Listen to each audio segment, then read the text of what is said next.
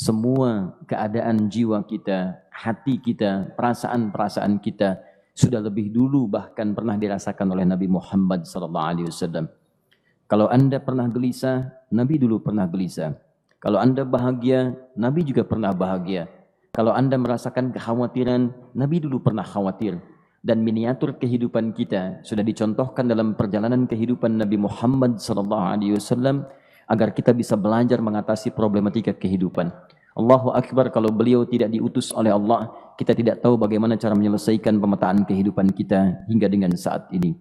Bahkan satu ketika, pernah beliau kemudian dalam masa yang telah panjang berdakwah, qadarullah kemudian ada wahyu yang jeda datangnya tidak seperti biasanya. Biasanya datangnya cepat, berganti hari turun wahyu, ganti pekan turun wahyu. Ini beberapa masa wahyu belum turun. Ada hikmah di balik itu. Teman-teman sekalian, tiba-tiba beliau naik ke atas bukit, wahyu belum turun juga. Pulang ke rumah, belum turun juga.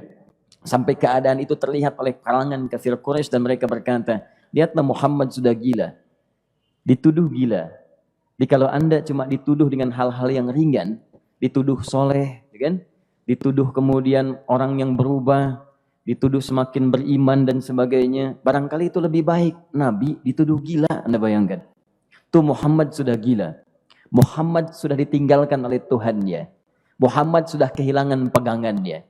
Muhammad sudah tidak punya orientasi. Orangnya sudah nggak jelas, bolak-balik tidak karuan. Naik ke atas bukit seakan-akan orang yang frustasi dan seterusnya.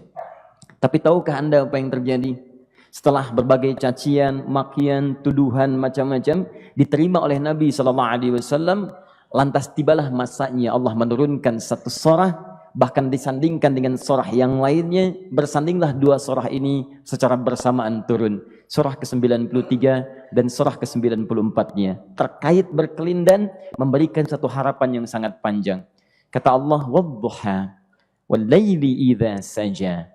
Ma wadda'aka rabbuka wa ma qala walal akhiratu khairul laka minal ula walasawfa yu'tika rabbuka fatarda alam yajidka yatiman fa'awa wa wajadaka dhallan fahada wa wajadaka 'ailan fa'aghna fa ammal yatima fala taqhar wa ammas sa'ila fala tanhar wa amma bi ni'mati rabbika fahaddits. Ya Muhammad, saya bersumpah dengan waktu duha. Kalau kita baca dengan ilmu balaghahnya, itu bukan sekedar sumpah mengilustrasikan waktu duha. Karena di ilmu balaghah itu nanti ada 3 turunan ilmu. Ada disebut ilmu ma'ani, ilmu mencari kata-kata sehingga ungkapannya sesuai untuk disampaikan. Mana kata-kata yang tepat untuk disampaikan dalam konteks yang ingin dibicarakan. Itu ma'ani namanya. Kemudian setelahnya ada ilmu bayan, bagaimana mengemas kosakata yang bagus ini sehingga bisa disampaikan dengan jelas, orang tidak bingung menerimanya, paham maksudnya. Kemudian setelah itu kadang-kadang jelas kalimatnya, tapi kedengarannya tidak indah. Woi, rapatkan, woi, apa belum paham juga? Rapatkan saf. Nah, memang jelas, tapi nggak ngenakin.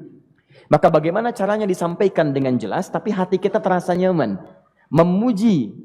Terasanya nyaman diserahkan kepada Allah, tapi ada kebahagiaan, disampaikan tidak terasa tergurui, diperintahkan serasanya diberikan jalan untuk mendapatkan kebaikan. Maka yang ketiga disebut dengan ilmu badi' namanya. Ilmu menghiasi kalimat yang disampaikan sehingga terasa dengan nikmat. Turunannya nanti ada majaz namanya. Mengambil sebuah kalimatnya untuk diposisikan pada kalimat yang nyaman disebut dengan kinayah turunannya. Maka teman-teman kata Allah, wadduha. Diterjemahkan demi waktu duha, bukan sekedar waktu duha, karena duha itu ada cahaya yang indah, dirasakannya enak. Antum keluar waktu duha kan enak tuh, berjemur, kata orang Sunda moyan gitu kan, datang, bahkan sampai dianalisis ada vitamin D-nya bisa terasakan, ya. Kemudian setelah itu ada kenikmatan, enak suasananya, seakan-akan dunia milik sendiri, yang lain numpang. Wah, nyaman keluar itu. Baik, jadi wadduha itu ingin bersumpah mengilustrasikan waktu kenyamanan yang pernah dilalui. Kalau dalam bahasa tafsir yang luasnya, saya bersumpah Muhammad, demi segala kenikmatan yang pernah engkau rasakan dalam hidupmu, seperti engkau merasakan cahaya duha itu. Engkau pernah senang, saya bersumpah dengan kesenanganmu. Engkau pernah tenang, saya bersumpah dengan ketenanganmu. Engkau pernah nyaman, saya bersumpah dengan kenyamanan yang pernah engkau rasakan. Wal laili idza saja. Dan aku pun bersumpah demi gelapnya malam. Demikian terjemahannya. Bukan sekedar gelapnya malam, saja itu sesuatu yang pekat. Ya, ini belakang kelihatan agak gelap nih. Untuk memberikan proyek, kesini aja Pak, saya cuma ngasih contoh ini. Contoh. Saya bukan mengeluh, bukan, ingin memberi contoh. Ya, contoh pada ilustrasi yang mau saya sampaikan. Nggak apa-apa, biarkan saja. Saya mau contoh kasih kata saja. Ya, ini belakang agak gelap untuk memproyeksikan cahaya ke sini. Tapi yang mau saya sampaikan, kalau gelapnya begitu pekat, semua cahaya ini nggak ada. Cahaya nggak ada nih, sama sekali tidak kelihatan. Saya mau tanya pada Anda, beraktivitasnya mudah atau sulit? Mudah nggak menemukan sendal Anda di luar? Belum tentu. Menemukan jalan keluar pun belum tentu mudah. Anda mesti meraba-raba jalan. Anda mesti kemudian melihat sesuatu dengan pandangan mata hati Anda. Raba, dan sebagainya. Sampai menemukan jalan itu pun belum tentu benar. Itulah yang disebut dengan gelapnya malam saja pekat. Kadang-kadang ada orang yang menghadapi satu kesulitan yang pekat. Suasananya siang. Cuman karena masalahnya begitu pekat seakan-akan membuat diri dia gelap. Jalan susah, limbung gitu. Kenapa gelap ya? Padahal terang. Karena masalah menggelimuti dirinya seakan-akan dia diselimuti masalah yang gelap. Bimbang dia. Makan gak enak, minum gak nyaman, dan seterusnya. Ya biasanya makan ayam tenang, ini dikasih yang lebih enak juga rasanya pahit. Gak enak zamannya. Maka kalau kita ilustrasikan dalam suasana tadi Muhammad, saya bersumpah, engkau pernah hidup nyaman, ataupun engkau mengalami masalah yang sangat pekat dalam kehidupan. Engkau alami sesuatu yang dahsyat sampai engkau bingung, bimbang, pekat, mereka menuduhmu dengan macam-macam. Ma wadda'aka rabbuka wa ma qala. Saya pastikan kepadamu, dalam keadaan nyamanmu seperti dulu ataupun engkau bimbang seperti sekarang, Tuhanmu tidak akan pernah meninggalkanmu ataupun menuduhmu gila. Orang-orang yang dekat dengan Allah Subhanahu wa taala, maka Allah akan menjaganya baik dalam keadaan yang tenang dan nyaman ataupun dalam kesulitan yang luar biasa. Walal akhiratu khairul laka minal ula. Nanti saya akan tunjukkan kepadamu. Jika kamu telah tabah dan sabar menerima cacian mereka, menerima tuduhan mereka, nggak apa-apa, ini kan muqaddimah. Masa kamu masih panjang. Kamu masih panjang dalam berdakwah. Kehidupan kamu masih panjang membawa tugas dan misi. Kalau kamu belum bersabar pada yang sekarang, bagaimana dengan yang di masa depan? Tapi saya pastikan kepadamu, jangankan yang seperti ini, masalah pekat yang paling hebat pun kamu akan hadapi, yang membuat kamu sedemikian sulit lebih daripada ini, yakinkan pada jiwamu, aku tidak akan pernah meninggalkanmu. Ini prinsip dalam kehidupan kita. Jika Anda menggantungkan hidup kepada Allah, Anda bersandar dengan baik kepada Allah, maka ayat ini akan mengatakan, teman-teman sekalian, Allah tidak akan pernah meninggalkan Anda dalam setiap kehidupan Anda. Nanti, sekarang perjuangan. Kata Allah, walal akhiratu khairul laka minal ula. Nanti saat kamu tiba di akhirat, saya akan tunjukkan kepadamu ada yang lebih hebat yang tidak pernah engkau rasakan sebelumnya saat di bumi. Tidak akan ada lagi kesulitan yang kamu hadapi. Tidak akan ada lagi cacian yang kamu kemudian hadapi. Tidak ada lagi kemudian tuduhan yang kemudian kamu rasakan. Aku akan berikan apapun yang kamu inginkan sampai kamu puas. Wala sawfa yu'tika rabbuka fatarda. Nanti kamu pengen apapun, aku berikan. Kalau saufa masih ada jeda, ya. Kalau bahasanya wa yu'tika mungkin seketika. Tapi ketika mengatakan saufa, artinya bukan saat ini Muhammad. Sekarang pun aku berikan, tapi nanti yang di akhirat aku berikan sampai kamu merasa puas. Ayo minta apa saja. Hadir, hadir, hadir, hadir. Tapi yang paling indah, kalau kamu tidak percaya, alam yajidka yatiman sa'awa. Cobalah ingat, kalau sekarang sedang susah, coba ingat dulu. Bukankah saat kamu yatim, aku yang merawat sampai kamu tidak merasakan kegelisahan itu? Lahir bapak tidak ada, aku cukupkan dengan kakek. Kakek meninggal, aku hadirkan ibu dan paman hadir di sekitaranmu. Ibu meninggal, ada kakek. Kakek meninggal, ada paman. Dan Khadijah hadir di sekitaranmu. Bukankah aku rawat pada saat itu? Wajadaka dhallan fahada. Kamu sedang bingung, sedang susah. Bukankah sering aku berikan petunjuk kepadamu?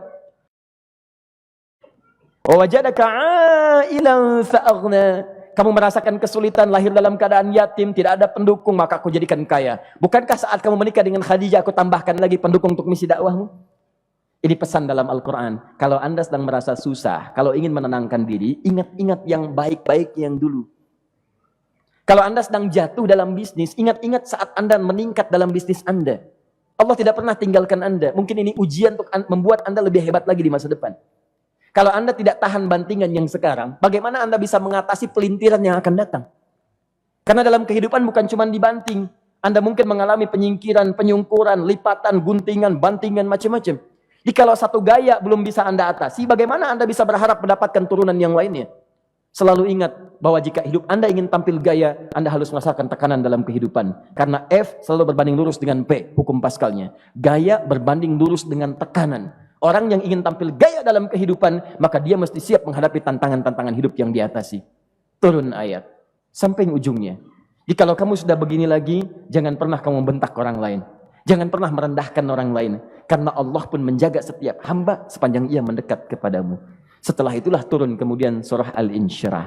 Alam nashrah lakas sadra. Antum kenal Nabi Musa? Baik. Tapi agak lumayan lah. Tadi saya di Soreang kenal Fir'aun. Di sini Musa. Baik, alhamdulillah. Perhatikan ya, dahsyatnya pemberian Allah kepada Nabi Muhammad SAW. Nabi Musa alaihi salam, dan sering kali kita bacakan untuk memohon kepada Allah. Rabbi syrahli sadri. Perhatikan baik-baik. Ini keunggulan Nabi Muhammad SAW dibanding Nabi Musa alaihi salam. Dua-duanya Nabi, Rasul, tapi masing-masing punya keistimewaan. Musa, Nabi, berdakwah, memohon kepada Allah kelapangan hati. Rabbi syrahli sadri. Ya Allah, tolong lapangkan hatiku nih. Kenapa mesti lapang? Karena pasti Musa merasakan nih. Saya tahu betul karakter Fir'aun. Belum apa-apa sudah memaki. Kalau orang yang hatinya tidak lapang, tidak akan tahan dengan makian, keluarlah kemudian balasan yang tidak digambarkan sebelumnya. Fir'aun itu kasar. Kasarnya bukan sekedar kasar, bahkan saking kasarnya bisa berujung pada eksekusi kematian. Saya contohkan tadi di sore yang ini, saya nggak suka dengan rambutnya nih, kata Fir'aun. Bukan nyuruh nyukur mas, tolong pisahkan kepala dari badannya. Gitu gayanya tuh, Fir'aun. Ya. Bukan nggak ngenakin, susah dengan Fir'aun itu. Jadi kalau belum apa-apa datang Musa ke situ, hatinya tidak seluas samudra, hatinya tidak lapang, cuman seluas gelas, tidak akan sabar menerima cacian Fir'aun. Begitu datang dicaci, dasar anak gak tahu diri, gak tahu malu, sudah saya rawat begini. Ya Allah, saya bosan dengarnya, matiin aja sekarang. Musa Nabi berdoa dikabulkan. Cuman kalau Fir'aun kemudian ajalnya misal wafat pada saat itu, tidak akan jadi contoh kepada kita untuk kekinian. Bagaimana orang yang bebal untuk bertobat kepada Allah Subhanahu wa ta'ala.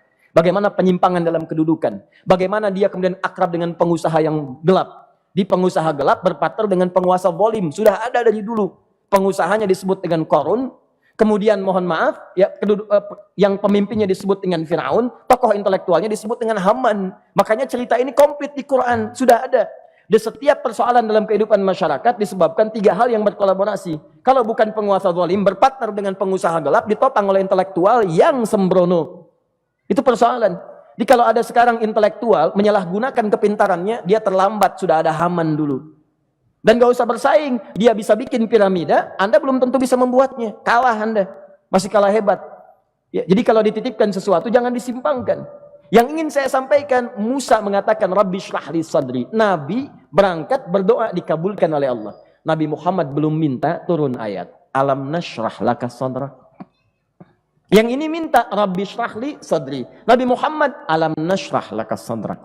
Muhammad mulai dari peristiwa sehingga engkau akan lebih sabar lagi menerima tantangan-tantangan dakwah. Mulai sejak itu jangankan dimaki, dilempar batu di Taif. Dari Mekah pergi ke Taif dengan Zaid kemudian. Sampai di Taif mendapatkan sesuatu yang tidak dibayangkan sebelumnya. Kalau cuma dihentikan saat mengajar, wajar. Ini dilempari batu. Anda bayangkan? Bisa kebayang nggak? Lempari batu tuh. Lempar, dilempar. Zaid jadi tameng, berdarah-darah, kemudian mundur. Mundur, beristirahat di bawah tepian pohon. Begitu beristirahat, datang malaikat penjaga dua gunung. Turun malaikat dengan kesal mengatakan, Ya Rasulullah, mud yadaika ilas sama. Ya Rasulullah, angkat tanganmu ke langit. Minta kepada Allah, aku angkat dua bukit di Taif, aku himpit keduanya mereka. Aku himpit penduduk Taif dengan dua bukit itu. Apa jawab Nabi? Karena sudah mendapatkan kelapangan, ketenangan, belajar dari peristiwa-peristiwa tadi, indah jawabannya. Lah, katanya, tolong jangan lakukan. Innahum qaumun la ya'lamun. Mereka belum paham saja. Mereka belum mengerti. Tolong jangan lakukan. Aku bermohon kepada Allah. Boleh jadi nanti di masa depan akan ada hamba-hamba terbaik yang lahir dari bumi Taif ini. Kemudian beliau berkata, Rabbi, ina man takilluni, a ila qaribin yu'limuni, am ila ba'idin yu'dhini, fa ana radin ma lam taghdab ilayya. Ya Allah, Kemana lagi engkau akan utus aku untuk berdakwah setelah peristiwa ini? Apakah tempatnya lebih dekat aku jangkau sekarang, tapi di situ aku akan disakiti lagi? Ataukah jaraknya masih jauh, tapi di tempat itu aku akan dizalimi lagi? Aku ridha ya Allah dengan itu semua, asalkan engkau tidak marah kepadaku. Asalkan engkau tidak marah kepadaku. La haula wala quwata illa billahil aliyil azim. Begitu kelapangan itu muncul, ridha dengan ketetapan dan siap, tabah, kuat, hadir dalam jiwanya. Tiba-tiba turun undangan, tunaikan Isra dan Mi'raj. Diangkat statusnya, naik mendekat kepada Allah Subhanahu wa taala. Dihilangkan bebannya, wa wada'na anka wizrak alladzi anqadha dhahrak. Itu hikmah, teman-teman. Barangkali kalau antum saat ini datang ke masjid ini untuk kajian, sedang bawa beban, ada kesulitan, penuh dengan macam-macam, barangkali dibacakan surat Ad-Duha tadi untuk memberikan harapan kepada Anda. Ini bukan PHP, karena ini bukan masalah urusan manusia. Ini adalah janji yang tidak akan pernah diingkari. Innallaha la yukhliful mi'ad. Kata Allah, Anda punya masalah, ingat suasana tenang pada masa lalu. Bukankah saya memberikan ketenangan kepadamu? Mendekat kepada saya, Anda bersabar, yakinkan bahwa ujian yang saya berikan saat ini sesungguhnya untuk membuat kamu lebih hebat di masa depan. Karena orang hebat tidak akan pernah sepi dari ujian untuk membuat dia lebih kuat menghadapi tantangan dalam kehidupan.